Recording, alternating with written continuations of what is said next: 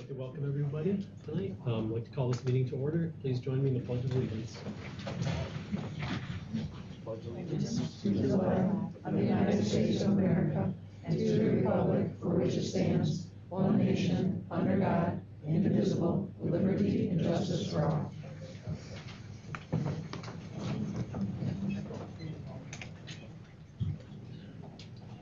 Okay, we're going to start off with item 1C, the reading of our vision statement. We are an organization committed to learning and growing together by providing a safe, caring, inspiring environment where students engage in a wide variety of opportunities to honor their individual interests, needs, and talents in the classroom and beyond. And moving on to item 1D, the Orange Crush celebrations. Yep. This is the board meeting where we have our administrators here. So these have come from our administrators. So the first one is High School Student Council hosted a Halloween Spirit Week for the week leading up to Halloween. And throughout the week, students were encouraged to wear Halloween themed PJs, t-shirts, wigs, ghost out, and wear their costumes.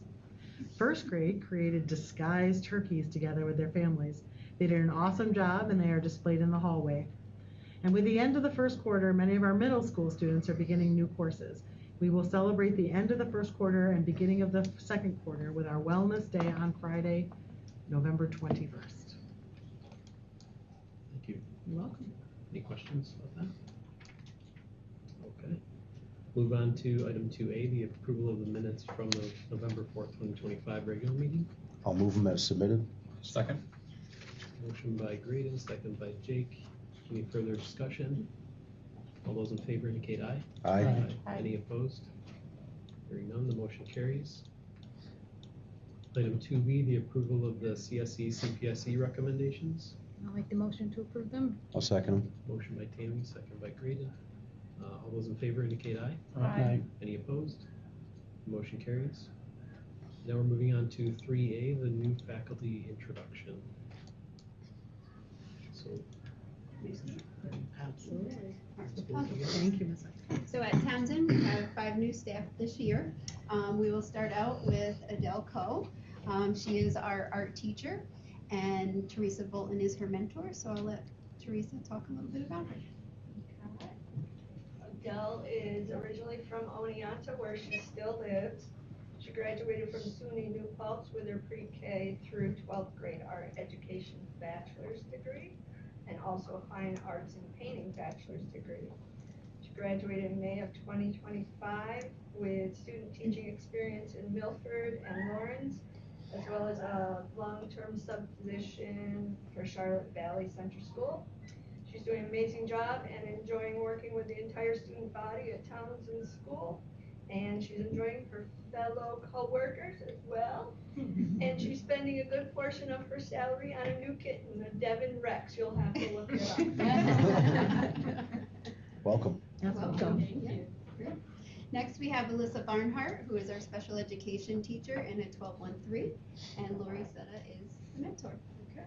So my notes are in my pocket. I've got this. So Alyssa grew up most of her life in Walton. Graduated from Walton Central School. She went on to SUNY Oneonta and got her master's in psychology, and then went on to get her undergrad in psychology. She got her master's in special education from Grand Canyon University. Okay. She has worked here before a couple of years ago, but now she's in a totally different role. She's a 1213 self-contained teacher at Townsend. Kind of a unique situation. I had that classroom for a couple of decades, and so working with her has been really neat, just kind of passing that on. She's also the mother of 3 boys. She currently lives in Fish's Eddy. Her kids go to Hancock School. I think she enjoys it. Yeah, good. Okay. Thank you. Welcome. Next, we have Kyle Hoffman. He is teaching 3rd grade, and Mr. Meredith is his mentor. So Kyle should look familiar to you. He's an alum from Walton, class of 2009, I think. Yeah. He teaches 3rd grade. He's doing a fantastic job. I know he likes it. We've talked about that a lot. Lives in Unadilla, and he has 2 children in the district. So we're very happy to have Kyle joining us. Welcome. Next, we have Savannah Baldwin. She's teaching 4th grade this year. Wendy Labarge is her mentor. Hi, so Savannah's teaching 4th grade from Sydney. Graduated in May from SUNY Oneonta with a degree in early childhood education. She's doing amazing. She's piloting a new reading program for our district, so she's the only one in 4th grade actually teaching this program. And it is really cool to see my 3rd graders I had last year doing what they're doing. They're writing 5-6 paragraphs, showing text evidence, and she's doing a great job. Welcome. We also have Nancy Saglenbenny, but I don't believe she's here tonight. She is teaching 1st grade. She has subbed in the district for quite a few years now. She is from Brooklyn, where she taught UPK. So, that's Townsend. Thank you. So for the middle school and high school, it's my pleasure to introduce Miss Lawrence. She's has had some big shoes to fill and doing an awesome job with it. Working with our middle schoolers and band and general music in our high school band. And Mrs. Rosa is her mentor. You took what I was gonna say. I try to keep it short, I get long-winded. So Megan is here with us. She is from Islip, and she graduated from Fredonia. She's currently working on her master's from the University of Buffalo. She teaches the middle school band, the high school band, and 6th grade music classes, and she is doing a phenomenal job. So we are really very lucky to have her here with us.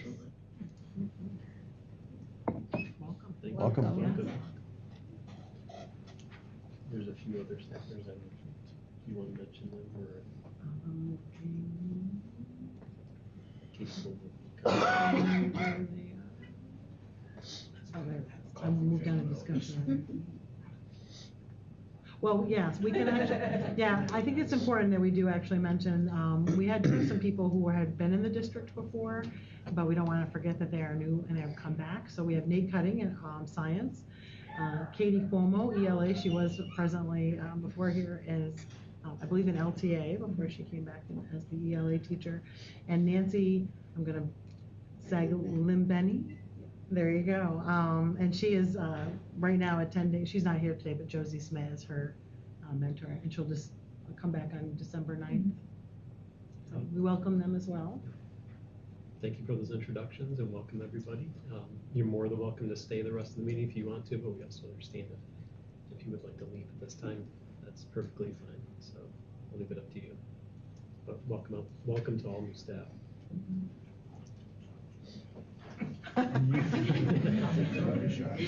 Who started? Can't blame them. Yeah. Feel free to watch us 4 hours later. We're live streaming. It's good. So the high school kids are super excited. YouTube channel. Okay, moving on to 3B, public comment. Board of Education welcomes and encourages input from the public at board meetings. Please note that neither the board nor administration may engage in a dialogue or respond to questions concerning personnel or student matters. This is not an attempt to restrict public comment, but is done to protect the privacy of the individuals involved as required by law. As a matter of courtesy to others in attendance, comments of individuals and groups should be limited to less than 3 minutes. At this time, I'll ask if there's any public comment. No public comment. So we'll move on to item 4A, discussion items. Starting off with the Facilities Committee recap, and they met on November 5th. So if somebody wants to give a report. November 5th, we met as a group to go through some of the things we had were the scans. We also had the structural and roof analysis done on all campus buildings. The challenge we had was we were trying to look and see if structurally the roofs could handle an additional load of a solar array. The new 2026 building codes is actually going to take our snow ground load from, I think it's 52 to 73 pounds per square foot.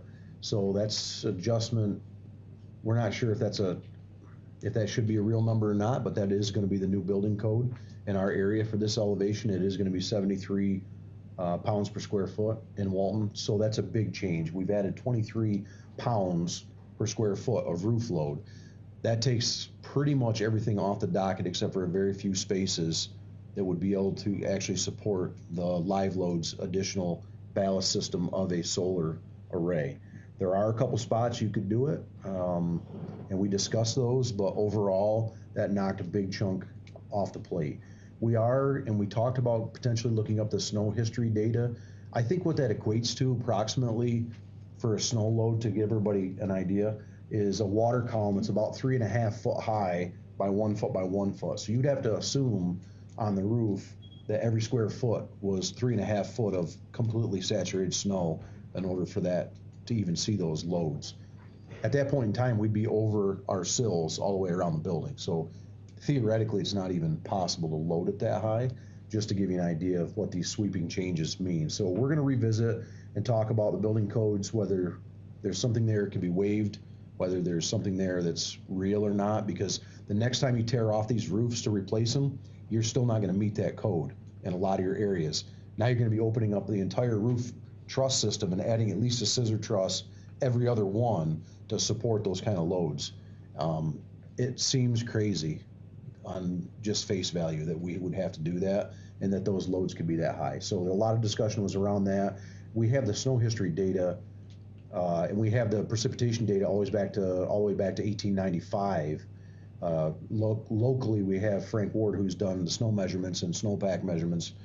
You know, we can look at all those things. It just seems not possible to have those kind of loads here, unless we go back to a glaciation or something like of that event. So that pretty much ended that discussion. Is there a waiver on the code? I don't know of any. We would have to look at that, and that's one thing we're talking about is try to see what the science is behind it. What drove that? If you think about it, it more than doubled what the requirements were for all your buildings. That has more of an impact than just the school district, but it mostly impacts the school district because we have flat roofs. Theoretically, we could stack those numbers in spots if it didn't, flow off the sides. Just seems extremely excessive.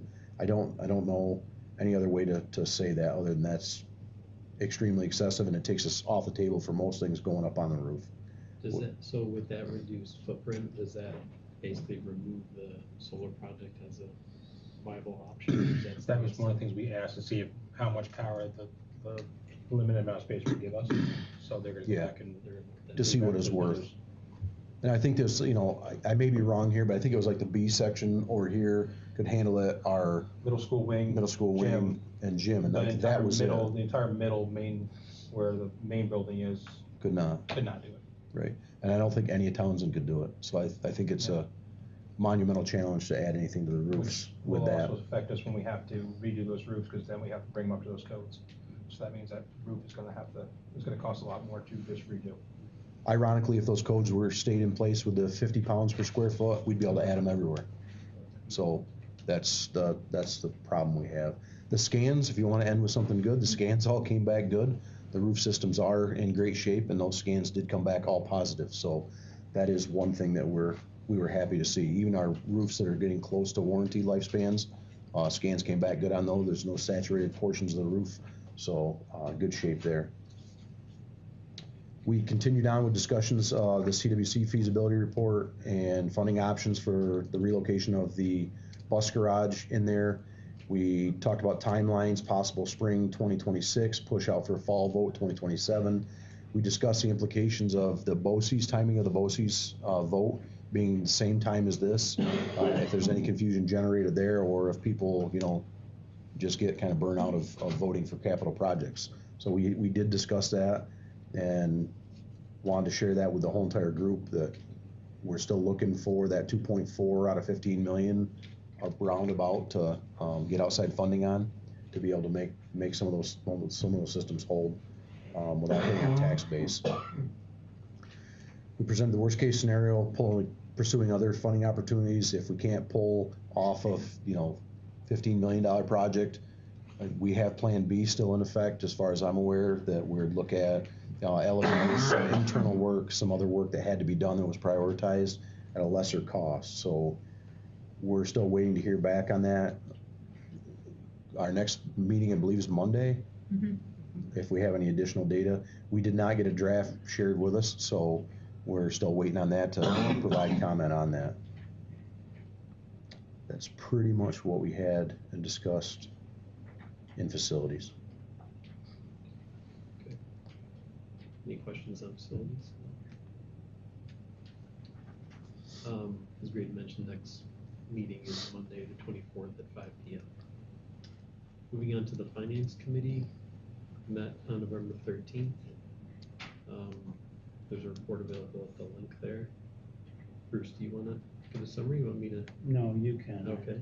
Not sure what I can say and can't say. We had a good meeting. Just running down the list of topics there in the agenda.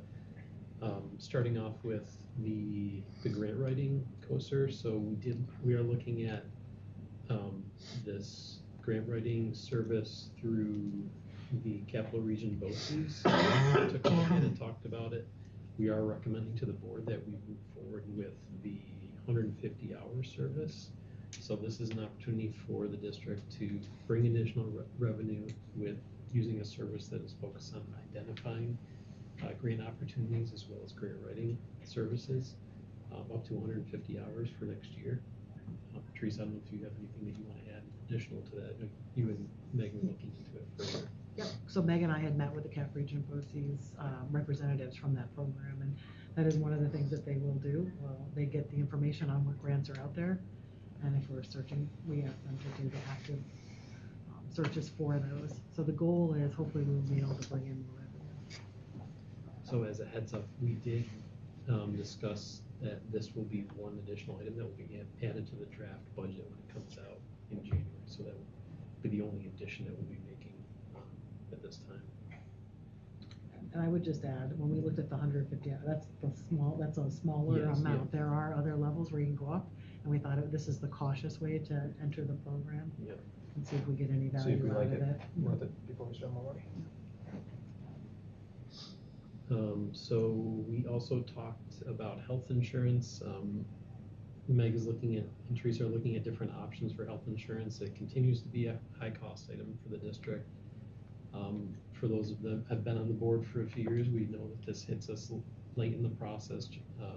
We've been looking at 15% increases in health insurance the last few years, and it's very difficult to manage that as you're going through the budget process and trying to fit in those additional costs. We're continuing to look at opportunities to reduce those costs. Teresa, I don't know if you had anything to add on that specifically. I think it's just important that, I know Meg works really hard on this. This is not easy. I don't know if she wants to add anything, but in looking at what we have as options, we are bringing people in to be able to speak to the staff as well. What do these changes look like? Where would we be going? But I was just at a superintendent's institute. This is the hot topic for budgets right now. Massive increases.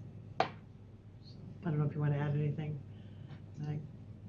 No, I think it's always based on the timing of our renewal. They won't give us a quote too early, and then you have a short period of time to make a change. So that's always difficult. We are starting conversations early. I imagine our initial conversations will be, we're not at a point that we're saying that this is an option we have to present to you. It's more building the conversation of what the problem is, what the various options that we can look at are, so that if we get to the time when an option becomes available, it's not new information. And I think that's a good approach, and I think that some of the feedback last year was it was very rushed. But you're absolutely right. People have to understand when they offer those quotes, it's out of line with our budget process. Puts us under a crunch. Moving on to the business office updates. So Meg provided a summary of the tax collection so far this year, particularly the online payments compared to previous years. You can see that those numbers have jumped up significantly. We're getting most of our payments now online. We have, due to continued reduction in federal funding over the years, we have had the continued need to transfer full-time positions as well as aid positions off of our federal grant monies onto the general fund, so that continues to be a challenge. And Additionally, our general fund interest earnings are about 50% of last year due to the reduced interest rates on our accounts. So our revenue is coming in lower than last year. We're looking at additional expenses that we're not budgeted for because of those positions that are rolling off the federal grants under the general fund. We also reviewed the October 2025 financial reports, which are available at the bottom there. I will point you to one in particular. Well, I guess there's one for the expenses and then there's one for the revenue, and you can see our year-to-date. I went back and looked at the end of year closeout from that Meg provided back in August from 23 to 24, 24 to 25. Over that period, our revenues increased 0.9% and our expenses increased 4.6%. Based on the October 31st report, the year-to-date so far, revenue has increased 1.1% and the expenses 4.2%. So unfortunately, we're continuing on that same trajectory of our expenses outpacing our revenues, as we've seen within the last couple of years. So this continues to be a challenge for the district, and I think this is going to lead to some difficult conversations as we get more into the budget process. Obviously, we need to wait for the executive budget to be released to see how much foundation aid we're going to get from the state, but if that stays consistent with what we've received the last couple of years, then our budget will continue to be a challenge. And the financial forecast, the projections currently are about $966,000 deficit for this year. So, obviously we hope that does improve with getting some additional state aid. But again, if we continue on the same path, then like I said, we're going to have some difficult conversations this fall because our expenses continue to outpace our revenue at such a high rate. That 966,000 is out of what we projected for the 1.738. Okay. Yep. And that is a very early estimate, though. Meg, I think you said you have 25% of the items you've actually forecasted out, right. but That's just a rough number. So yeah. The model we're using takes history from the last several years and projects our revenues and expenses for the remainder of the year. Some of the items where I know the model's off, I've gone in and tweaked those assumptions, but I haven't gone through every line. So I'm targeting in January, when I provide the financial reports through December, that I'll have scrubbed it much better at that point. So the 966 is mostly driven by the model's assumptions at this point. Yep. Big ticket items like you talked about grant funding coming off, and then general funding like teaching, for example, 2 positions is that fixed in the model already or not? So the grant funding coming off is not because that's next year. Okay. But the positions are. Okay. So once we get to January, we'll have a better idea. With, once Meg puts the proposed budget together after the executive budget's released, and then Meg's had a chance to focus on the projections for the remainder of the year. Just one more question. Unrestricted fund balance, if we did project out and it did carry that 966, is that going to be 1.77 ending fund balance?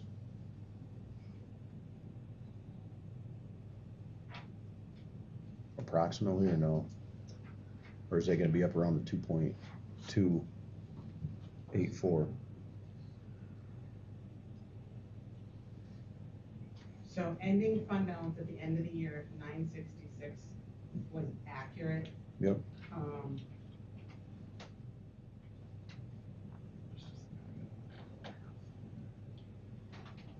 Should be at 2.4, right? Would be almost 2.5. Okay. But that doesn't include any amount that we would appropriate towards next year's budget. Correct. Okay. Thank you.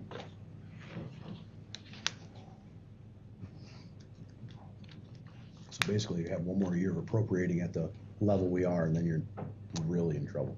Yeah. There was a draft of the 26-27 revenue and appropriations budgets that Meg has prepared, and you can see the assumptions there. That assumes a flat state aid,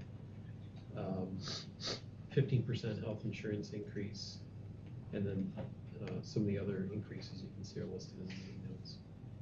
But again, that's a very preliminary budget, and once we get to the end of January, we'll have Meg's better estimate. We talked about the 25-26 community budget survey, and the committee is going to look at the draft questions that we pulled from last year's survey, and we'll be finalizing that survey at the end of January, our meeting at the end of January, and then that'll be going out in the beginning of February for to the community for about 1 week to solicit feedback from the community. And then we also reviewed the draft budget calendar, and we have some dates that we need to finalize.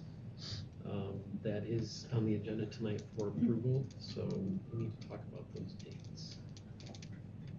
And let me just jump back to, basically we have to set the January and February committee meeting dates. So we have one meeting proposed at the end of January. Potential dates are January 27th or the 29th at 5 p.m. And I think Bruce, you said you could make either of those, correct? Yeah. So Michelle, if you could let us know. January what? January 27th or 29th. So far, nothing is on those days. Okay. Is there a better date? Well, it's Meg too. I think we both determined we were available both of those nights, so. At that time? Does 5 work for you, Michelle? It depends on where I'm gonna be working. My job is completely up in the air. I have no idea whether I'll be in Binghamton or whether I'll be here, so hard telling that now. Would 6 be better? Just leave it at 5. Okay. It'll be what it'll be. Meg, do you have a preference? I'm sorry, which dates are we talking? It was Time or January date?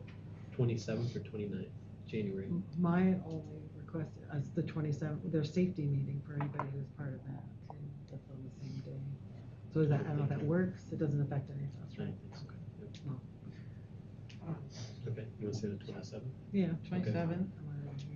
27th at 5. At 5 p.m. And then we have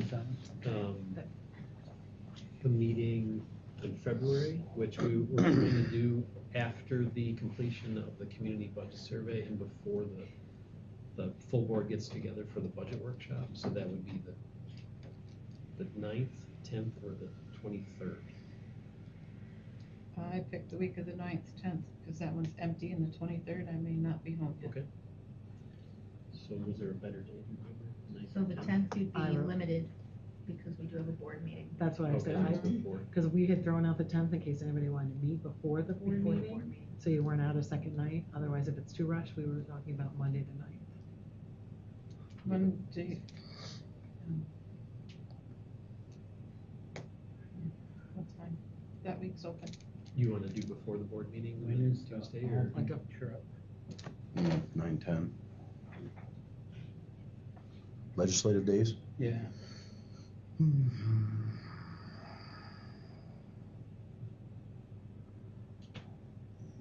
9/10. The actual legislative day is on the 10th. So the 9th would be better for me. The 9th, okay. So Monday the 9th? 9th at 5 At o'clock? 5? Okay. Do you have an issue with going up that morning? I don't, we'll see what the format is. Worst case scenario, you gotta drive up and meet us, I guess. Budget calendar. Worst case scenario. Well, the format is, Right. the 9th is just a banquet. Yeah. All right, we'll figure it out. Yeah, all right.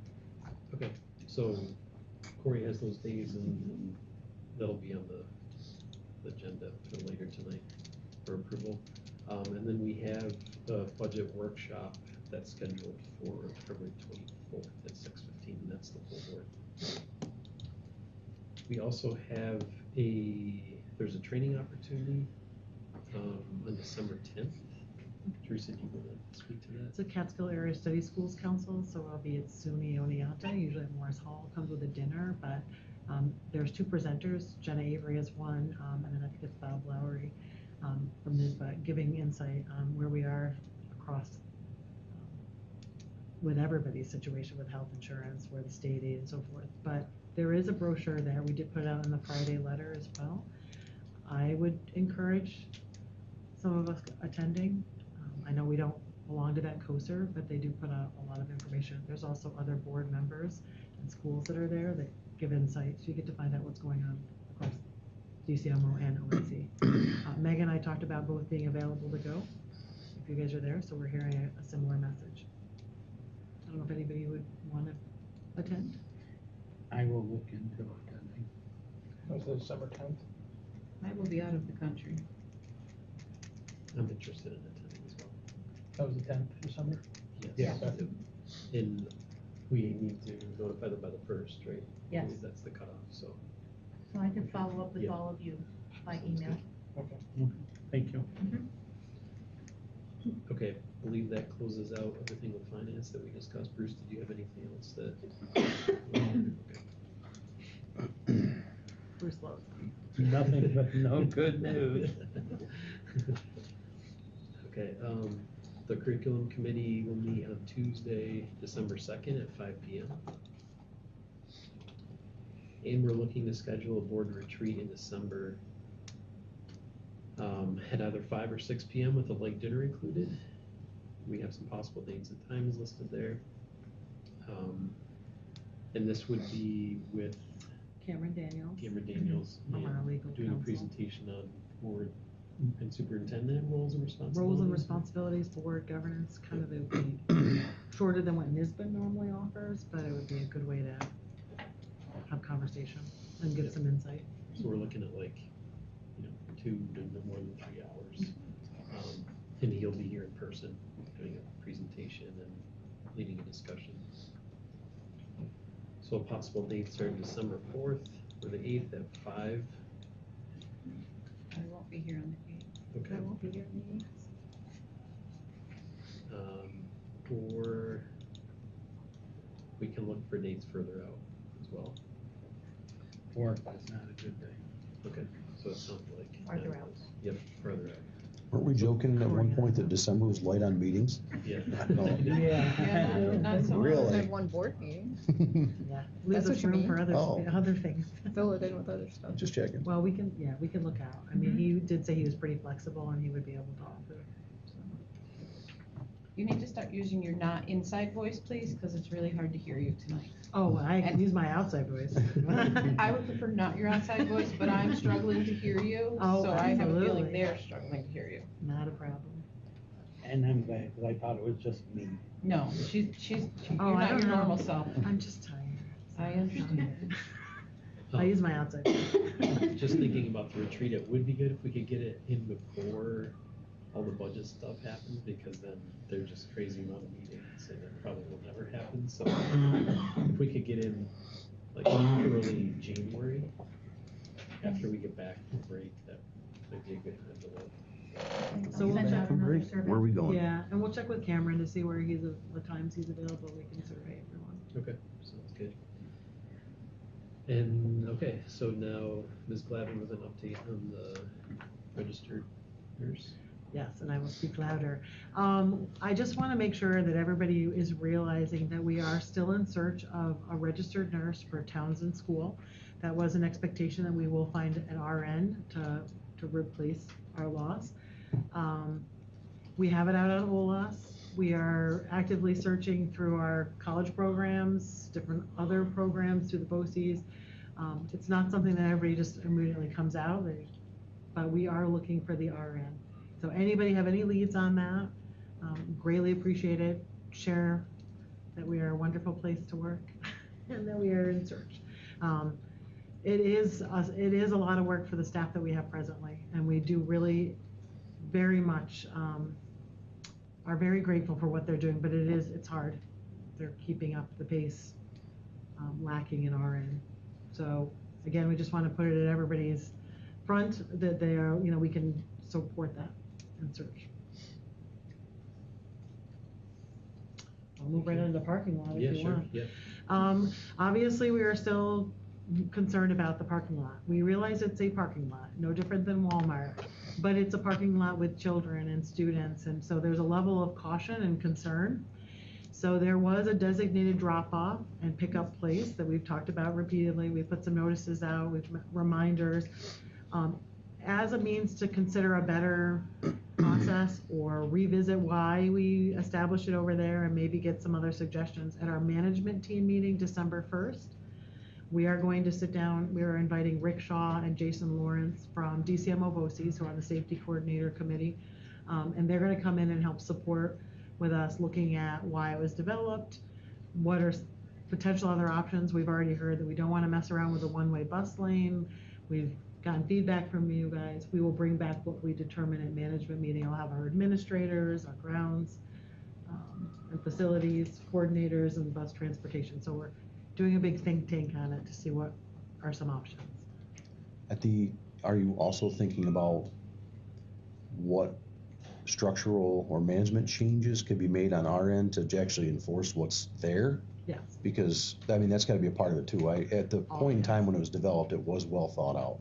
I'm not saying things don't change, but, just make sure that we're looking at that too, because when people aren't reminded of it, or there isn't a way to reinforce what they should be doing, then we get what we have currently. So just make sure that we're looking at all aspects of it, and if there are changes that are needed, wholeheartedly, safety first.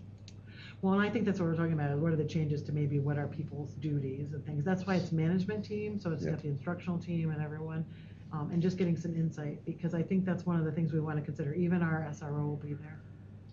So, as you pull in, and that sign says 7:45, so people think it's fair game if they're in here at 7:42 in that lot, and they're still exiting at 7:47.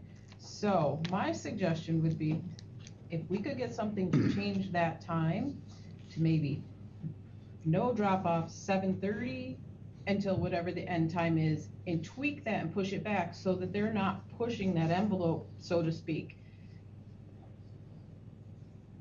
I also like the idea of identifying which cars belong there, which ones don't. Agreed. If an easy visual on them might go a long way too. Whether it's a Warriorhead sticker or whatever it is, just so people know, like, that's staff parking first. If there are students with special needs to be dropped off, whether it's temporary or permanent, they should be the same and understood. I agree with you. I think if we're gonna block times off and somebody's gonna play the game, well, it was actually 7:44. I mean, just make it more pronounced. Just a suggestion, but you guys, whatever you come up with. That would stop the parent from going, oh, that one, why can they go and I can't? Right. Then it'll be a visual, say the reason they're there is because they have that. Yes, we actually had an instructional leadership team meeting today, and because we have them, since the last time we talked, we haven't had one, and we did today, and we did talk about that. We also brought up the idea of student passes. There is a procedure for how students can get a pass to park, but we also brought up the idea, how are we identifying the students that actually have the exception and are allowed to be there and potentially even park to drop students off or drive up. And we want it to be visual, something, we talked about a laminated card or something that indicates that they can be. Windshield hanger or something like that. Something they can take Going off back, the placard. Placard or something. Yeah, going back in ancient times, parking passes were issued and first went to seniors and then to underclassmen, and it was not. There was a time staff had it also too, so that Yeah. would be something completely. And they were just little simple, if I can remember back that far, Little because I'm square. old, or little warrior stickers or something, and they did have a number on them. But that's the way they were handed out, I believe, is that if you were a senior, you got one first, or like kids that did AM or PM BOCES where they were either late arrival or early dismissal because their classes were done and they were gonna be leaving, they kind of had a priority, if my brain works, and we can kind of chatting about this at home too.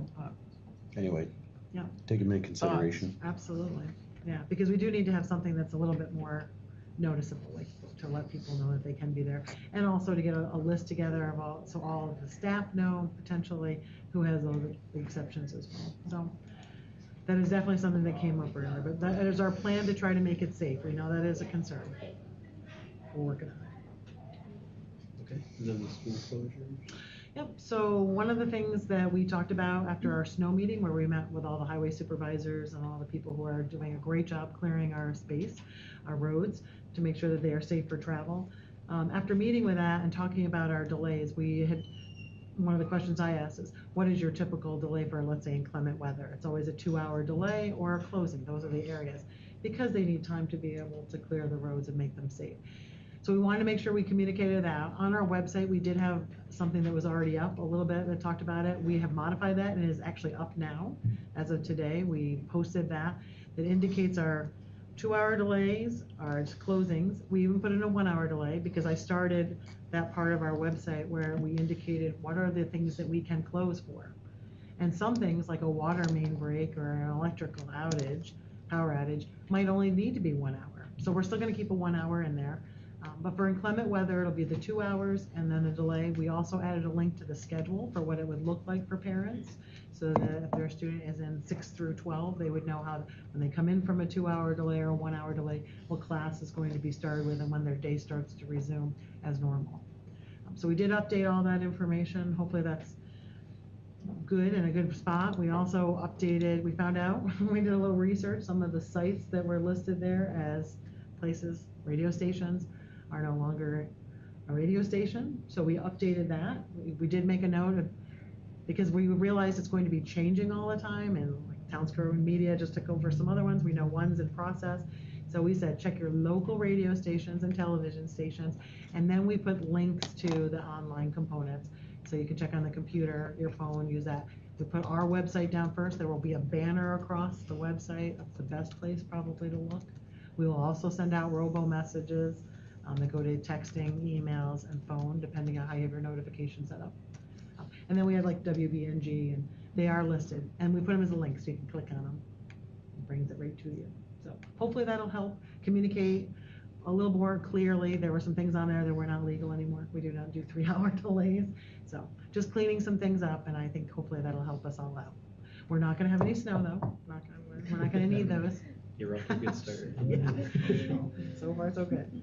I was gonna ride my snowmobile to the meeting, but now there's probably signs up, so You I can't. cannot do that. I'll park down below.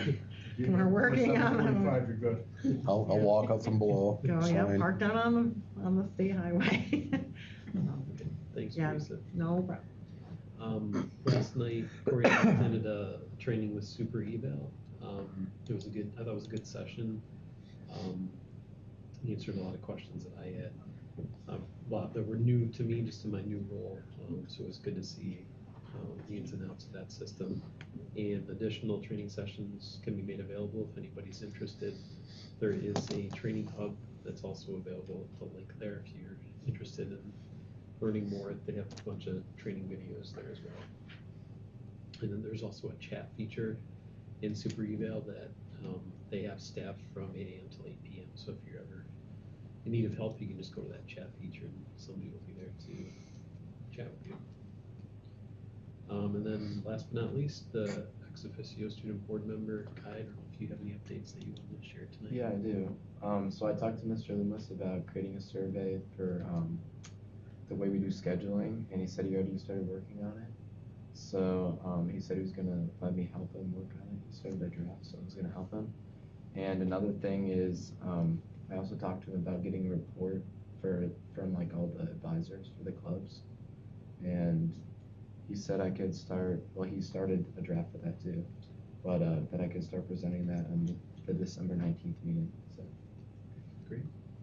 December 9th, right? Or, oh, You made me 9th. panic because the Oh, I thought 19th. 19th. Yeah, the 19th. That's okay. I just don't want you to be here alone. December 9th. Because I know you guys are presenting on the personal, the electronic device that yeah, night the too. cell phone Where our thing. plan is to have a first read on that as well. So. I think it would be good to, if it works out, obviously you're growing into this role, everybody's learning it, but just to have a regular update, a summary of the club, the clubs, or if there's any specific activities that are going on that we want to highlight. We could roll those up into the Orange Crush celebrations as well, if there were specific club activities, and maybe that could come through you, Kai, if you wanted to do those announcements at the meeting.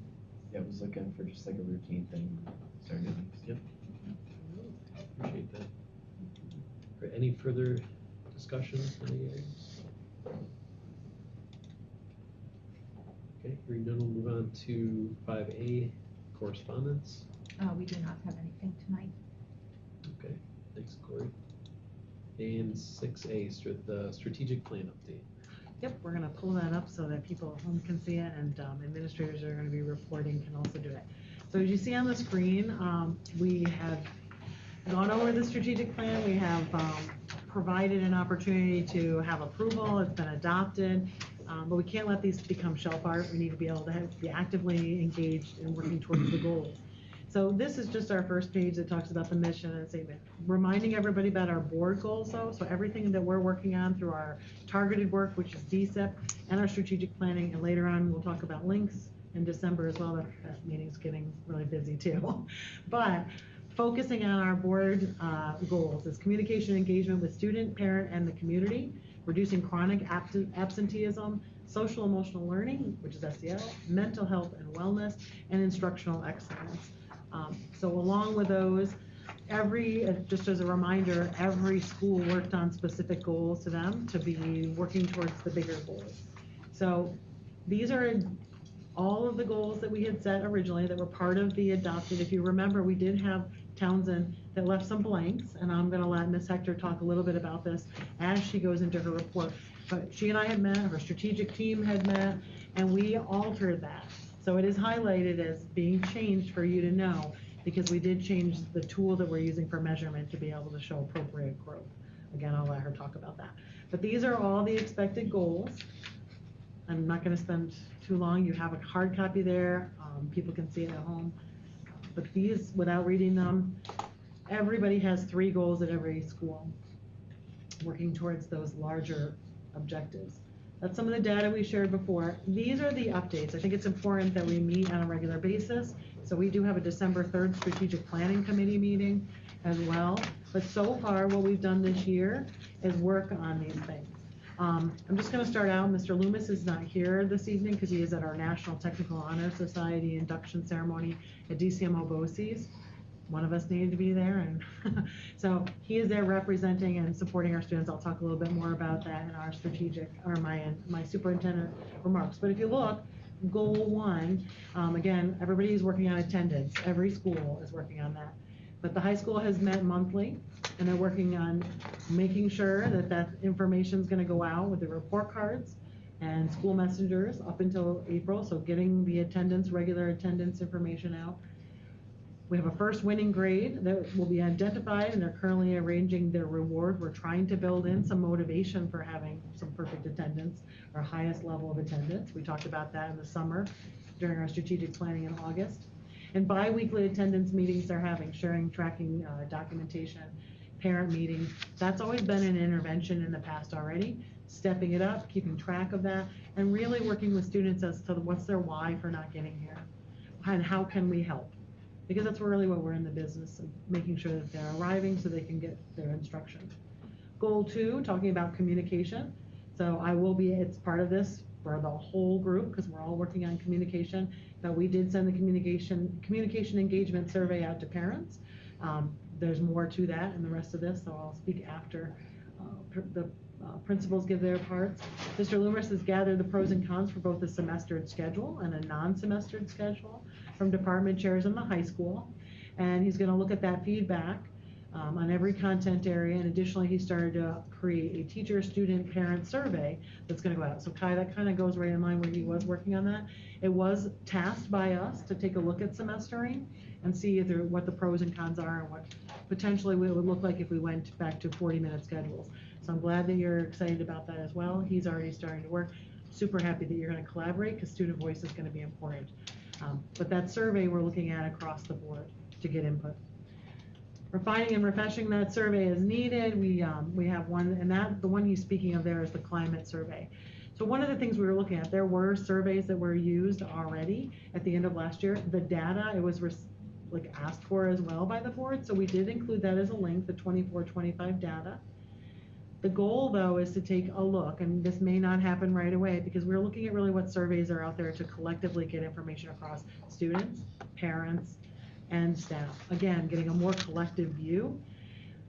So I did reach out, NISBA has a lot of resources. Some were very expensive. K through 12 Insight is one program, very expensive. And I said, what's our free versions? So I was given some links to those as well. We would be putting them their paper pencil, maybe providing them paper pencil, but turning them into a Google form. But really having our strategic team look and see what we want to do with that. Do we give the survey in its entirety or not? So that's part of December 3rd, getting back together and seeing how we want to do that, because that may look like one of our very first benchmark surveys for the beginning of next school year. Goal 3 is the portrait of a graduate. You are, there is a link there for all the documents, but there is a board document. Later I'll talk about, I met with a community meeting and I shared the parent need to know document. But New York State has rolled out these expectations and they're very firm on what they are looking at as pillars or components that they want all students to graduate with. However, they have not really provided much more. Building the airplane in the sky. They want input from us. We think that's great. I look at this as a great process, but it's leaving everyone trying to figure out what they're doing in every school. Part of that is taking some ownership. We have classroom teachers that are great. They know what they're looking for. They know what we want student input because they are also looking. So we want to build something that involves all those stakeholders. When we had posed this as a goal, we were planning on doing this starting right in the beginning of the year. Everyone, including the state and our DCMO cabinets and so forth, have said, just take a pause. Let's see what comes out from state at first. They may be providing us with more information. They're looking at other states that have some of this already in the works, and they want to share models with us. So we're going to shoot to do some of that stuff for that goal in January, where we actually have some more information. But those must-knows are great. Staff got them as well on our conference day that was in the fall. Again, community members got the student one, and we're developing something to put out once we have a little bit more information from the state to put on our website, so we have a better understanding of what that all entails. Any question on Mr. Loomis? I can offer as much as I might be able to know, but I know his staff is working. He's got building level team meetings, he's got grade level team meetings. I know that they're working on all these things as they meet. No, that's great, great update. Just the link isn't working. Oh, it's not? Yeah, which is fine because this is public, but we would need it as a separate. Oh, maybe we link. shut it off for this one, so that's all right. Well, it's okay, but Yeah, yes. maybe if you could just share it with the board separately. Yeah, I can work on that. Yeah, we can make sure that that's up. Not a problem. And now I'm gonna move forward. We're gonna move into the middle school, and Mr. Hoover, you're gonna share out word. So the first goal we have is expand overall reach, consistency, and frequency of communication between the middle school, homes, and community. So some of the things that we've been working on continuing, and also added is we have our monthly newsletters that continued. They're sent out via email or school messenger to parents and staff. I also post them on my Mac Middle School Instagram page. During open house, we had several tables for parents and community members to learn about the opportunities both within and outside the school. Our PTSA had a table. They're working on helping us recruit parent volunteers and helpers. They actually have their first ever paint and sip this Friday that they're excited about. Hopefully they have a good turnout for that. We completed the communication survey. We're analyzing the data, seeing how we can use that information to better communicate with parents. And then when our report cards were sent out this past week, we included informational sheet focusing on attendance, which goes along with our other goal of reducing the number of middle school students who fall under the chronic absenteeism category. So working on that, we are still working on our idea of kind of having pride magnets, kind of like pride stickers that teams get on their helmets for different things. So looking at, when we get to the 90-day mark, different levels of you've been here, 95% of the time or higher, and the idea is to have them be magnets that kids could stick on the inside of their locker and kind of show off a little bit, like in a fun way, I guess. We've consistently monitored attendance. Still following our procedures to contact home, send a letter out, call and contact parents and students of attendance concerns, and kind of get to the root of why that is.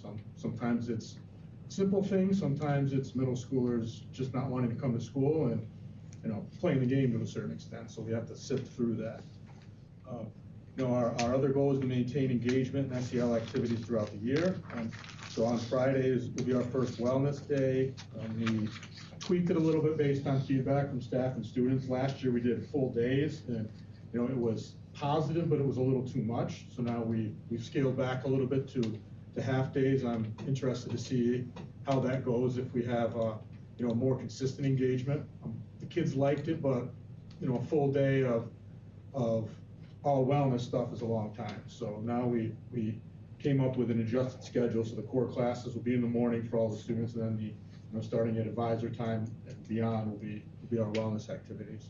And then our SEL lessons, we're continuing to do them during advisor time, at least once a week, a lot of times 2 times a week. So we're doing that. We're still trying to build on it and tweak these things. When you're dealing with middle schoolers or any students, the engagement piece is a huge piece. And, there's a certain window of attention span you have to hit.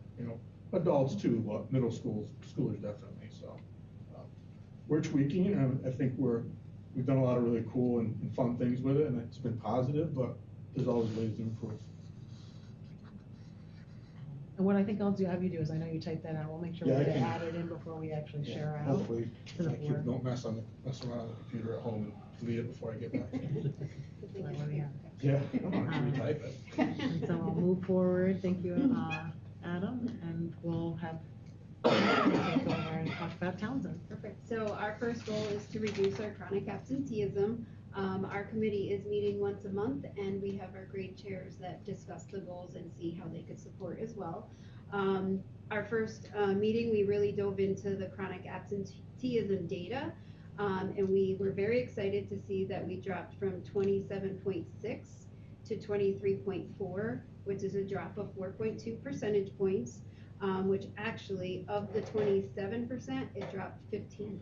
So that's really awesome to see that those chronic absenteeism students, we're getting them to school. We are making improvements through the efforts that we at Townsend have been really trying to do. So that was really exciting for us. The committee has identified what strategies to keep in place. So some of the strategies we've been doing is parent meetings for students that are chronically absent, classroom incentives by each quarter, so doing smaller chunks to look at kind of like the high school is doing with their awards, talking to students about the importance of attendance through circles in the morning, just talking to them in a conference or through our social workers, and just the importance of it, and the quarterly competitions, which we are going to have up by next month. So all good things that we want to keep going. The climate and culture survey, which includes the attendance piece in there, is being administered next week. For our younger students, we do it one-on-one to make sure that they understand the content that's being asked, because some of those questions could be a little bit much for a kindergartner, first grade student. So we are kicking that off.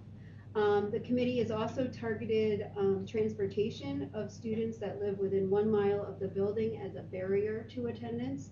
Students are not getting to school because they either have to walk, could be the weather. So we are really trying to problem solve that.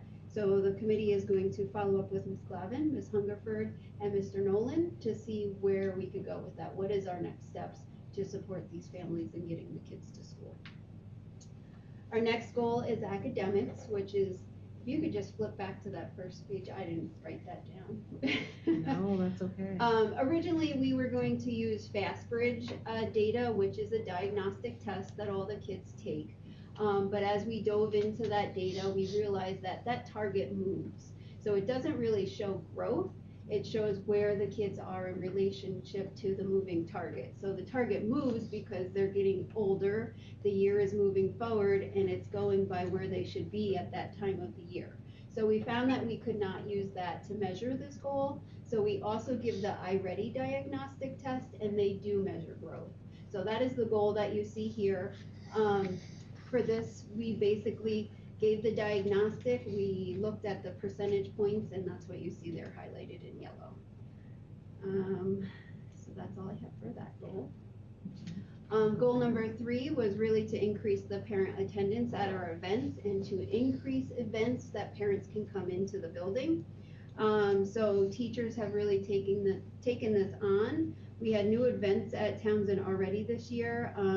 We built or made scarecrows at recess for Halloween, and they were displayed out in front of the building. Our music department did a play-in sift for students and their families, so they came in at night and they got to play and they got little snacks and stuff, so it was a really nice event. We invited parents in for the human body transformation in Miss Wood's class. Phenomenal, just to have the parents there and teaching the kids about the human body. We also had a fall festival, which integrated the content area of math. It was a really great turnout, so we are getting parents in. I feel like that is really improving. And we are creating our baselines of attendance. So at every event, we're having parents sign in to see how we can improve that. So that's all looking good. The climate and culture survey is listed there again because that also goes with the parent piece. So that survey is going to be looked at both of these. And I think that's it. Oh, thank you very much. Any questions? Who are on the attendance committees? Who are the stakeholders that meet with that? So Are you, yeah, I was just. I mean, like, just in general.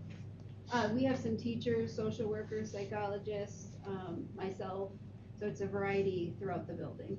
What about the person that is the point of contact for the school? Are they included in that? Because they're the person that gets that call and has that conversation with that parent. Yes. Is there a reason why they're not included? So Miss Northrup is part of our committee. I can't speak for the other buildings.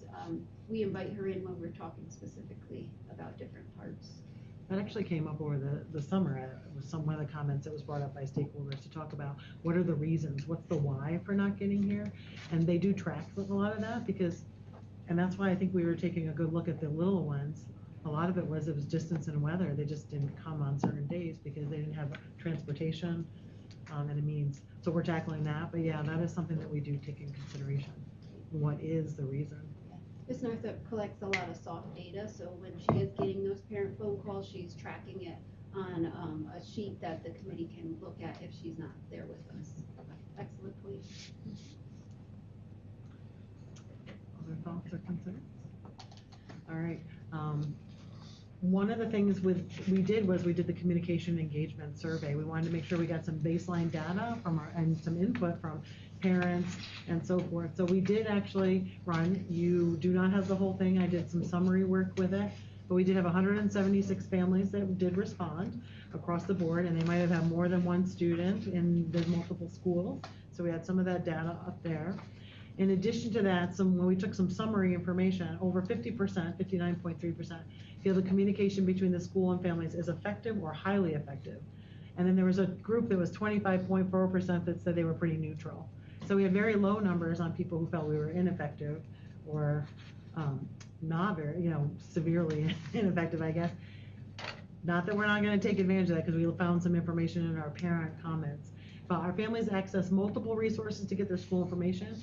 And this was important for us because we saw that the email, the robocalls, and the text, which are all, if you get a robocall, you get notifications by your text and your emails. So that's like the one thing. And most of the time, just getting anecdotal information from people, it's all going to their cell phone.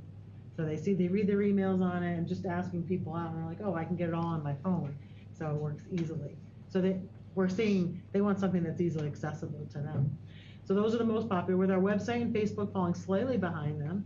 So we do know people are still using those things for getting information. And at least, the least used were printed newsletters. So I know we talked about possibly doing that, and we may be revisiting December 3rd. We're going to talk about, we were trying to put one out on a quarterly basis eventually, but maybe this is, and they cost a lot of money to print out, so maybe we want to revisit that and go, all right, we'll put something out new, we get our new staff involved, we get new highlights, introduce the school year, get the calendar in, and get some other information, and then the budget one is usually another one that people are taking a look at, and they really want to have that as a copy. That goes out to our whole community and supporting that. So thinking about how we want to best use this information, and being that budget is an issue, we don't want to expend money where it's not going to be used or looked at. We already put a calendar out. We even talked about maybe we use the calendar to provide some information, since that's already going out. But the other thing that was the Walton mobile app and phone calls. I know just in my experience, sometimes people are just not available for phone calls. They're working, so they want something they can refer to later on in writing. So that's just some of the data that we pulled, summarized, and drilling down, we asked, okay, you're using all these things, but what are the top 2 preferred platforms? And text and emails, again, things that they were getting immediately. So again, we only had 176 people that did it, but our takeaway is those are really by preference. And in School Messenger, all of those are components that we can send out. We are trying Rooms. We are doing that as another communication device for piloting down in the elementary right now. That does afford another means of communication with parents. Could be putting whole things out to the whole group, a whole class, a whole grade level, or it can be very individualized. So we'll see where that comes and how that works out this year as well. So this is where I think one of the parts that we were not sharing out, the individual comments. We are completely aware. We had wide ranges of, wow, this is great, but there's no issues, to there's lots of issues. So again, we're getting multiple perspectives, and I think that's so important. So we are taking a look at those. We are going to dig down on those also on December 3rd and have people be able to look at those and see where the ones that are the most common, where are those things that we can address and improve. Because it's only going to inspire us to do better. So I think it's important to get that feedback. Any questions on the communication, engagement survey, or strategic planning, or anything that we're moving forward on? I guess I would just point out that there is an inherent bias in the results, in that you're asking people who are already, electronically inclined to respond to a survey. So you could be missing, aspects of the population of people who don't have those devices. And I would also point out that we don't really put out a lot of newsletters, like printed newsletters, so I would expect that that's going to be on the lower end compared to some of the other. We did think about that, because they're not getting them, so do they really even want them? Maybe they're like, well, I don't know what I'm losing out on. But I just think we need to be considering that coming in with the budget issues, like, so all things to be thinking about when we meet is they won't miss what they don't have, right? So maybe this is something that could improve. And I think that's why we looked at the calendar too. We were using that, but how could we make that even more efficient with getting information in? Is the Walton mobile app, is that something that comes with this, fees we're already paying for the website? Or is that? I'm not sure about that. I can look into that. I do know, even when I was at my other schools, if they had it, it was indicated, I think it's even right on one of the pages that you have it, indicating how you can sign up and do it, and I think it's free with the program for Aptigee, but I will definitely look at it. And part of that might be that they're just not aware of how to use it or how to sign up. I mean, we know we've got it posted, but again, we come to people who may or may not be able to have access, or they're not comfortable with the technology. Yep. So setting things up like at an open house and making sure everybody can get signed up with either school tool messaging so they can get report cards online, or how do I set up my mobile app? Could be a benefit as well. That's it for strategic, right? That's So it. thank you so much for those updates. And I will just add that we talked about in agenda setting, having 2 follow-up updates, right? One in the spring and then one in June is what we're looking at. So Strategic planning is not good unless we're looking at if we're actually making progress. So this will be coming back to the board 2 additional times this school year for updates. Okay, moving on to 7A. Any additions to the agenda? We do not have any additions. All right, moving on to our consent agenda. We have financial reports, transfer funds, declare surplus, and personnel resignations, retirements. Are there any items that anyone would like to pull for separate discussion? If not, I would entertain a motion for the consent agenda. Second. Motion by Tammy, second by Jake. Any further discussion? All those in favor indicate aye. Aye. Aye. Any opposed? Hearing none, that motion carries. New business 9A, this is adopting the 26-27 budget calendar with the selected Right. revised dates as we had discussed tonight. Make the motion. Second. Motion by Jake, second by Tammy. Further discussion? All those in favor indicate aye.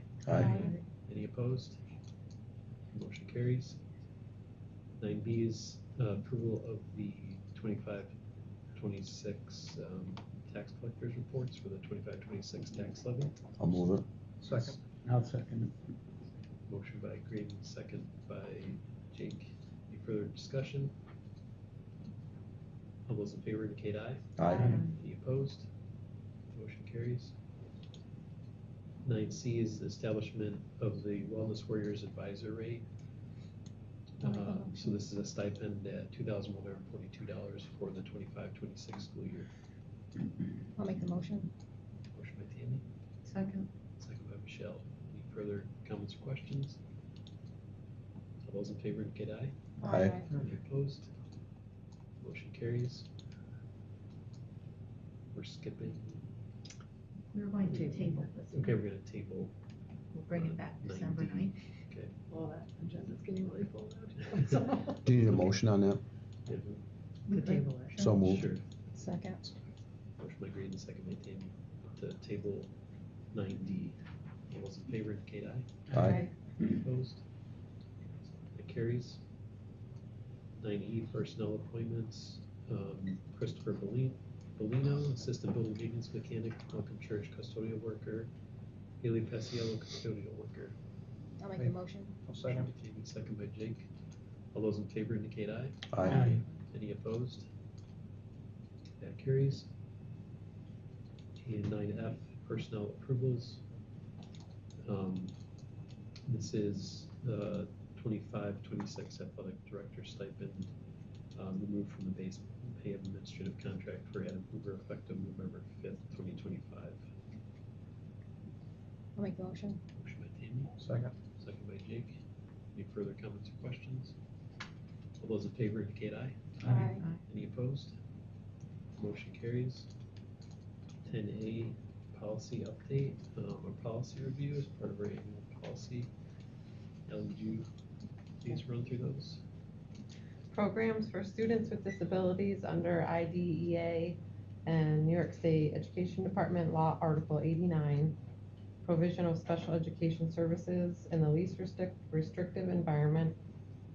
School-wide pre-referral approaches and interventions. Allocation of space for special education programs. Independent educational evaluations. And confidentiality and access to IEPs, IESPs, and service plans. Thanks, Ellen. So please review those policies at your convenience, and as a reminder, that's part of our annual policy review, and those can be brought forward for discussion at any future board meeting. If anybody wants to discuss any of those, or you can discuss them now. Good. Hearing nothing, we'll move on to 11A, administrative review. I know Art is first on the list, but I'm gonna we have actually Rob Reinhardt as well for AD, so I'm just kind of zoom right around if you want to have him start on. Yeah, so I apologize for the brevity of mine. It's just the middle school newsletter. I was more than a little bit under the weather last week, so it's just what you get, I guess. One thing I do want to, I think it's this is directly from the mouths of our teachers of what they're doing, what they're proud of. So, update in 6th grade social studies that they're on their Mesopotamia unit, which was always one of my favorites when I was teaching 6th grade social studies. 8th grade science, they're doing pretty engaging from what I understand. My 8th grade daughter says it's engaging, and for her to admit that something's fun shows that it must have some level of fun. And what they do is they look at I think McKenna is the character's name, and how McKenna's body heals when different things happen to her body. So it's really the biology aspect of things, and it's fairly hands-on for something like that. English, the 7th grade English, our students every year they read different Goosebumps books. They go into different groups, and we have a pretty good collection, and it goes along with the theme of Halloween, and that the kids really like that. They work on their narrative writing, and then their strategies of pulling the textual evidence out. Our 6th graders in family and consumer science, and there's some pictures on the first page, made their own smoothies. Hearing what some of them put in them was interesting. I don't know if it still fell under the category of smoothies, but the kids had fun doing it, and got to mix some tastes in there. So I did not try any of them, even though some really wanted me to. If they hadn't told me what was in them, I may have. Once they added those details, I said, it sounds good for you to taste. And then we, I always try to include our important dates on there. There's also the picture there of our middle school students of the month. Our ambitious was the category. Our teachers do a good job identifying students who fit those things. And it's nice the way they do it, that it's not always, a student who maybe has a 97 average. It's a student who really shows that what it means to be ambitious and to be recognized with, maybe they're not great in math or science, but they really show that quality. So I think that's cool to do, is to recognize those kids. It's, middle school especially, academics are important, but there's way more to being successful in the middle school than the academic piece. I'll have more next time, as long as I don't have a long infection for a week. Well, thank you. I'm glad you're back and healthy. Okay, at Townsend in November, we had lots of activities happening for the students and community. First, we had our Halloween parade, which seemed to be another success. We had lots of participation from the community and staff. Streets seemed to be filled, and students had costumes for the event. We also, on November 11th, had our Veterans Day ceremony, where we had 17 vets in attendance. Our students in grades 3 through 5 sang songs to them, asked questions to learn about their experience in the service. This event continues to grow every year, so we're very excited about the turnout and look forward to keeping this as an annual event. We also had the Ned Show, where students learn to be like Ned. Ned never gives up. He encourages others and does his best. So it's a nice assembly of kids. We also had the Guthrie Dental Van at Townsend for 5 days. We served approximately about 58 kids. There's a variety of services, from basic cleanings to getting their teeth pulled. So it was interesting, but the kids did very well with it, and they came in smiling. So we are very thankful for the support they give our students. This month we also are doing Let's Talk Turkey, which is a fundraiser where students collect money to donate to the Walton Food Bank, which purchases turkeys for the families in return. And we also have a staff food drive happening where we also donate that food back. So lots of good things happening there.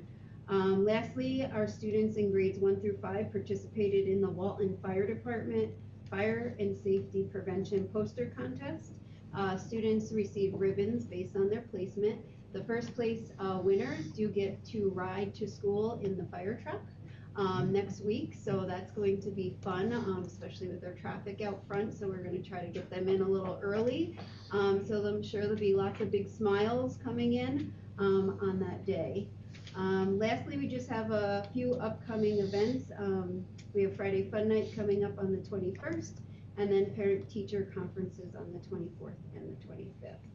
And below that, there's lots of pictures of the turkeys in disguise, students collecting money, and the yo-yos from the Ned Show. So lots of good stuff happening there. Any questions? I didn't think of this when I was throwing that together last minute. But we had another thing that went out in our report cards, which is a testament to how caring our staff is, our student services, both in the middle school, high school, and elementary school, and our school social workers. As we came up with a sheet for, at the time, the SNAP benefits were in doubt, and a lot of our families would have been hugely impacted by that. And they put together a list and went home with all the report cards in the middle and high school, which it shows the type of community we have, that we recognize there's some people who are less fortunate than others, and we wanted to do what we could to try to help them. So, they took it upon themselves. We thought of the idea, and they said, yeah, we've already been doing this. I'm like, all right, let's get that out there. And, it shows the community we have. Absolutely. I'm going to swing over to Mr. Reinhardt if you want to say anything at all about the athletic. Sure. So I've been 2 weeks in this role. Been busy. I don't dare try to thank any individual person, because there's a lot of people to thank. I'm just amazed at the positive reception and the willingness to help by lots of people at Walton and at Townsend both. But I don't want to say individual names, because I know if I start trying to name people, I will forget somebody. So just very appreciative of that. busy, wrapping up the fall sports season, getting the winter sports underway. I'm learning as I'm going. I just want to thank you guys for your step of faith in this, that I know it's a bit scary to have one person try and represent both districts equitably and fairly. So I'm doing my best to move things forward. Thank you. Any questions? I just want to thank you for your detailed report that you provided, and some of the honest feedback that you received already from the coaches, I think is great. And particularly one of the concerns that I had was just getting a new person looped into the budget process from our end. So I'm happy to see that that's already something that you've identified as a need. So, and then also the coach evaluations, I think, is very important. So happy to see that that's been moved forward as well.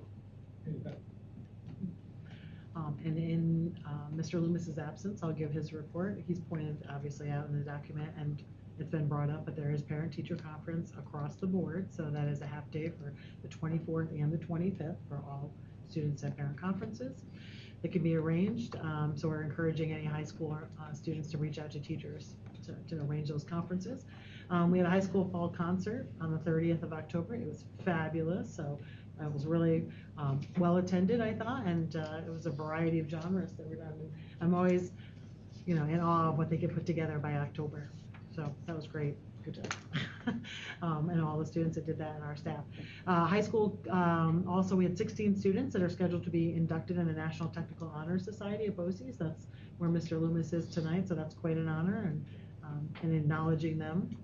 And they had 6 sophomores nominated for Hobie Youth Leadership Conference. So that's a really big thing in our region for our students to be able to go and attend that. It was founded in 1958, so it's a great organization, and it teaches all the students leadership potential. I don't know if anybody ever go through that? Or? Yeah, I want to. Yeah. I was gonna say, I thought I heard that once before, but it is phenomenal to have kids be able to participate in that. So that's a success for us. We had 6 sophomores go, and National Honor Society induction was Monday, and he had pointed out we had 5 new students that were added into the chapter.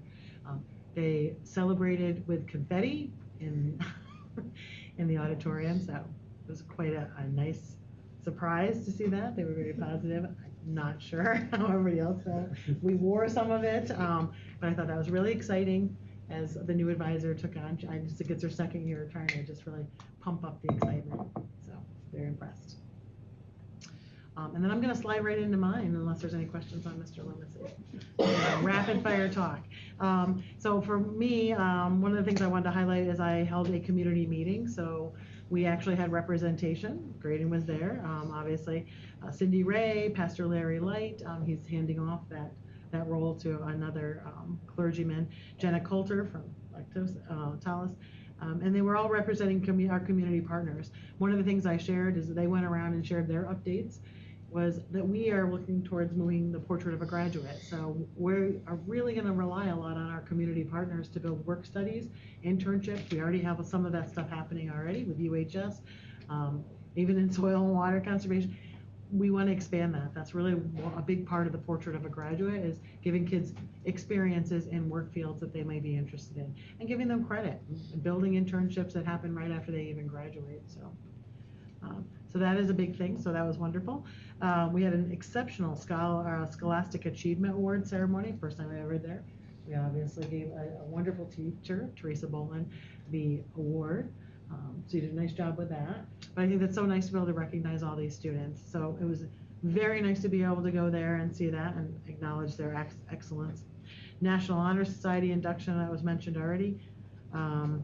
Another thing is Meg and I sat and we met. I've been going through a coursework on fiscal navigation, and so Meg and I are doing that. But we also have been going through, in that, it is the budget season, as you're aware. So we've been meeting with every one of the supervisors and directors and administrators to start with an initial budget meeting to see where their needs and potential thoughts are, and then we'll be meeting with them again in December. This is a cycle that lasts, really, if you're doing it right, year-round. So we can start working on it. So I appreciate, obviously, Meg being available as much as she is during the day to do those. And then, this one, and Rob, you can jump in at any time because I'm letting you know this because just in case there's a buzz. So in my remarks, it was something that I was approached before about merging potentially extracurricular activities. Like if we have a drama club and we don't have enough students, would Downsville students and Walton students be able to participate in both? And right now we thought, well, this would be an issue. Like that might be a nice thing. We talked about it a little bit before, but more recently ski club came up. Rob and I sat down actually with Lynn and we talked about what would happen if we were trying to be able to have a ski club. We did some research on it. We were kind of gung-ho on that, but before we get too far ahead of ourselves, one of the things we want to take a look at, we did some research. Ski club is not listed in WTA right now, but we did find out previously it was something that was established by the board. It never got to the point where anybody was paid. So one of the things we want to do is take a look at that. How would we move forward if we did a club? Thank you, Mr. Reinhardt, for you and Lynn had mentioned if there's about 5 kids that are interested, that would be something you guys could have the capacity to help, and they could involve themselves in your program. I think you go Saturday nights to Elk Mountain in Pennsylvania. If we, however, and I appreciate all the work that Rob put in to print out all the information and speak to Elk Mountain, if we did something like this and we did get a WTA staff or member, or if they were interested, since we already have it established, on that volunteer basis, we would have some benefits. If you get at least 20 kids, I believe it is, the advisor gets a full season pass for themselves and 14 chaperone passes that could be supported. So we have a little homework to do. We were kind of gung-ho with it, but we do need to establish figuring out who might be interested in doing that as far as students, see if we could do it on our own.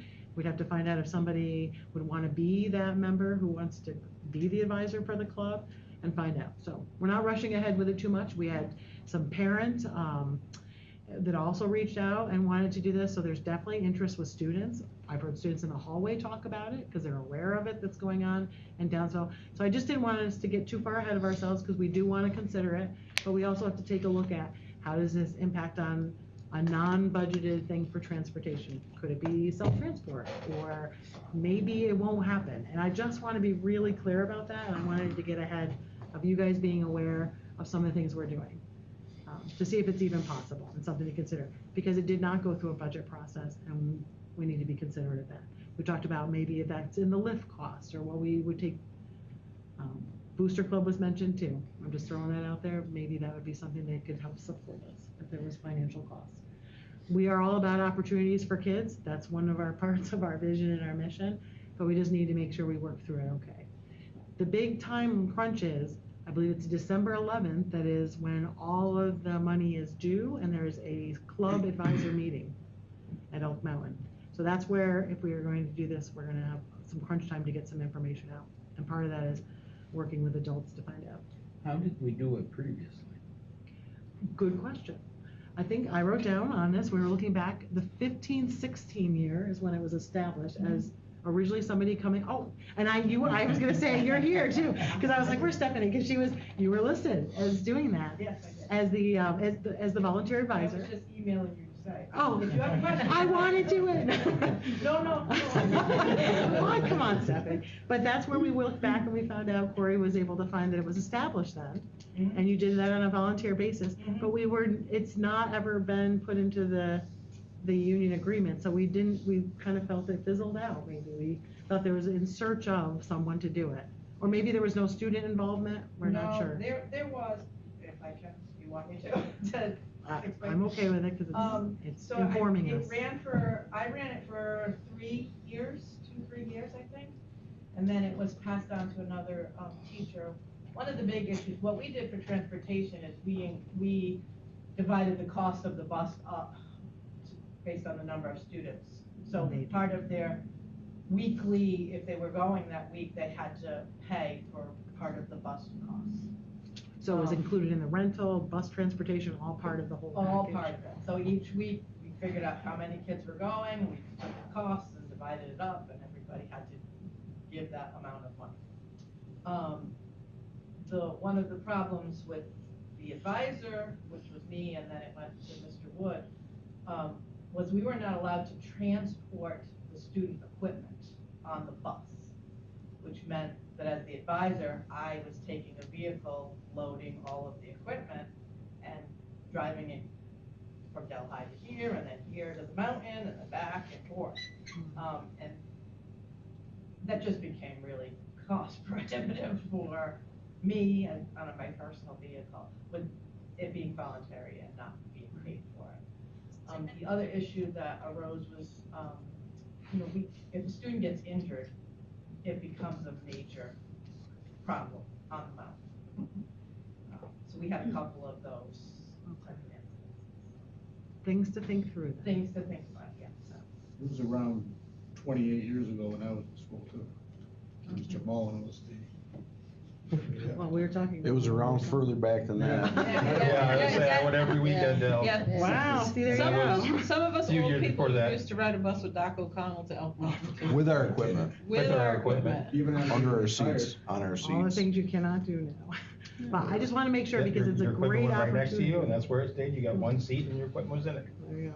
It's a good opportunity. We definitely sat and talked through it. I again appreciate all the information you brought forth for us to be able to consider that. So we'll see what we can do. How does that work for equipment for you guys then? Yeah, they put it on the bus. But Well, for football, we bring the Suburban. You bring this, yeah. So that could be put into the cost of it too. But that's That's where another that's where driver, we're too. already running into the transportation budget is gotta be getting maxed out with all these independent transports and different things. And I don't do the budget, but Meg, are we getting close on that? If we add another expense, maybe Stephanie's suggestion would be some way to mitigate that? Yeah, I'm gonna say probably before you even answer, I don't want to put anything new in the budget that we didn't plan for. The bigger So. problem that I see is there is the piece of the cost of the transportation, but the way that our transportation aid works, we have to track how many miles we drive to transport students back and forth to school. Then we have to track how many miles we use for athletics and field trips and things like that. And they reduce our expenses by the proportionate share of regular route miles versus other miles, and then they reduce our reimbursement. So our percentage of, off the top of my head, I think our percentage of non-regular route miles is somewhere around 16%. And the folks at Questar State Aid BOCES told me the other day that the norm is between 7 and 9%. So we already have non-regular route miles that are much higher than other districts, and that reduces the aid we get on our overall transportation. So I don't think I'd be bringing that to the board to spend the money on that transportation. That's why I think we talked about, what Stephanie, you brought up, Rob had actually mentioned before too, is how do you combine it maybe into the package for your rental, your ski lift ticket, and potentially. But the other thing I want us to think about, that's why we didn't jump right on this and start moving, is do we have bus drivers who are willing to do that? So we have a Suburban that drives, but that's another bus drive. Like, we also have to consider, That could be Stephanie, you anybody. brought up, like, that's Yeah, that time, could right? be- for That you can to be be anybody there. with any license. That could be an advisor. Oh, can it? All right. Well, if the advisor's on the bus, Well, like, these one are of the them- things. I drove separate. separate. I So wasn't one even- advisor on the bus and one advisor Alright. driving They're the driving their own But if we're vehicle, looking, okay, so there's two advisors potentially. I think we just All things we greenlight can think them. about. I think we greenlight them to look into all the details and Yes. provide them to us. Yes. Can't make a decision without details. No, and that's why I wanted to make sure you were aware of it, because it's kind of been out, we've got people in the community that were talking about it, I just didn't want it to get ahead of us, that we were deciding on this, there's many things to look into. Can I just point out, Sure. just the timing, like, That's December, because there's only one more board meeting between now yeah, and December 9th. the time the payments are due, it would have to be a quick decision, quick turnaround time on collecting that day, because there's a meeting 2 weeks from today, correct? So it would have to December be 11th. Very quick turnaround time, in exploring that and getting that information back. And again, if it's less than 20, I'm sure we can figure out a way to work it out, but if there's significant advantages once you get 20 to run your own ski club, just with the free perks that are attached. Thank you. Just quickly, just letting you know kind of what I've been doing. I did the NISBA fiscal oversight training on Friday, and I attended NISCUS New Superintendent Institution Saturday evening into yesterday evening. So been out of the building a little bit, but I do greatly appreciate the opportunity to be able to participate in that stuff, because there's an awful lot of networking that goes on. And just some of the things that were talked about at the new Superintendent's Institute was obviously budget. That's on everybody's concern right now, where we're headed and what's going to be afforded to us. AI, what's happening with that. We were even treated to the New York High School Athletics Association Executive Director, who came and talked to us about being ADs, and also talking about how that role impacts superintendents with issues that happen. So that was really insightful. And then instructional leadership and negotiations. So some of those are the things that I worked through. And with that, is there any questions on anything? All right. Okay. Thank you very much for the update. Oh, before we move on, I have a point of order. Item 9E should have clearly stated that those were emergency appointments. They all started on November 10th, and that was not in the resolution. So if it's all right, I will add that emergency appointment today. Okay. Thank you.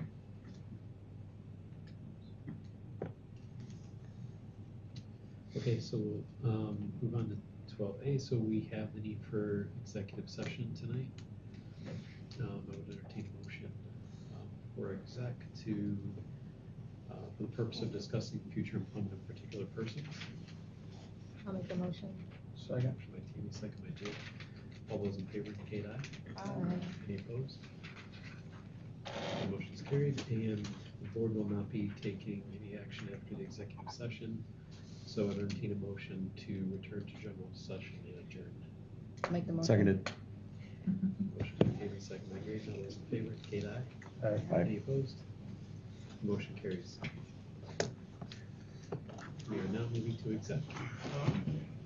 Thanks, everybody, for attending. Thank you. For the students, you need something signed, you can bring it up and we can sign it.